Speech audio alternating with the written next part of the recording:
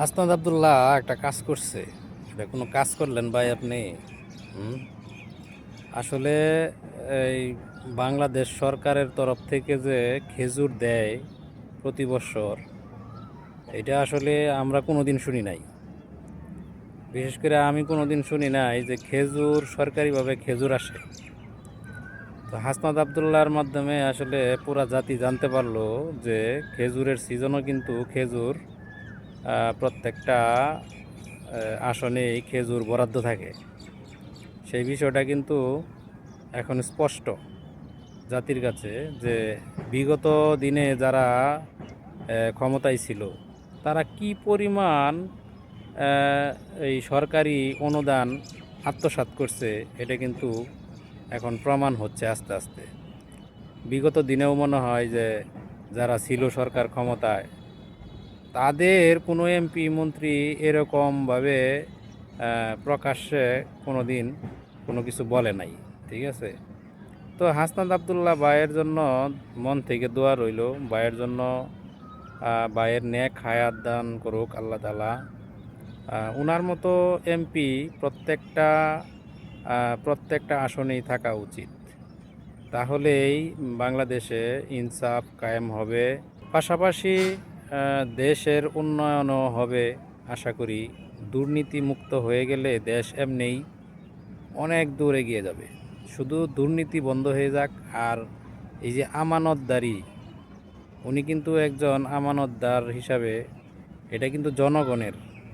এই যে চলে আসছে খেজুর, এই খেজুরটা কিন্তু আম পাবলিকের। ওনার দায়িত্ব, ওনার ছিল আম পাবলিকের হাতে ওনার এটা পৌঁছে দেওয়া। উনি কিন্তু সাকসেসফুল। অন্যান্য সদস্য যারা আছেন তারা ওনাকে দেখে শিখবেন এবং সচেতন হয়ে যান। বাকি 299 জন সংসদ সদস্য আপনারা সাবধান হয়ে যান। ঠিক আছে? এই যে সরকারি অনুদানগুলো আসতেছে, আপনারা জনগণের কাছে পৌঁছে দিবেন। না হলে কিন্তু এইভাবেই আপনাদেরকে জবাবদিহিতার আওতায় আসতে হবে। বাংলাদেশের 64টা জেলায় কিন্তু আওয়াজ উঠবে। হ্যাঁ, অতএব আমি মনে করি আরও যে 299 জন সদস্য আছেন, আপনারা অবশ্যই একটু চোখ কান খোলা রাইখা আপনারা কাজ করবেন। এবং আসলে বিষয়টা হয়েছে কি, যে অনেকেই আসছে অনেক দিন পর, তো এরা আসলে খাওয়ার জন্য মানে এই যে তো সাবধানে খাইবেন, গরম ভাত তো মুখ পুইরা যাইতে পারে। সেই জন্য এইখানে সংসদ সদস্য আছে, কয়েকজন সংসদ সদস্য আছে যারা আপনাদেরকে একদম একদম দৌড়ের উপরে রাখবে। ঠিক আছে? অতএব সাবধান হয়ে যান। আর জনগণের যেটা আসবে সেটা জনগণকে বুঝাই দিবেন। ঠিক আছে? তা না হলে কিন্তু আপনাদের কপালে খুব দুর্গতি আছে। তো বুঝা হইনা চলবেন সবাই। আরে ভাই, বাঁচবেন কয়দিন? এত টাকা পয়সা দিয়ে কি হবে?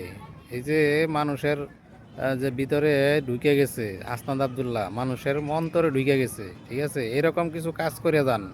ঠিক আছে? মরবেনই তো, মইরাই তো যাবেন, বেশি দিন বাঁচবেন না। এই টাকা পয়সা দিয়ে কি হবে?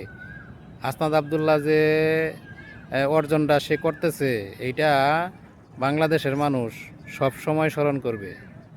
ঠিক আছে? তো এইরকম কিছু কাজ কইরা যান দুনিয়াতে, যাতে দুনিয়ার মানুষ আপনার প্রতি সন্তুষ্ট থাকে। ভাই, এই দুনিয়াটা বেশি দিনের না, 2 দিনের।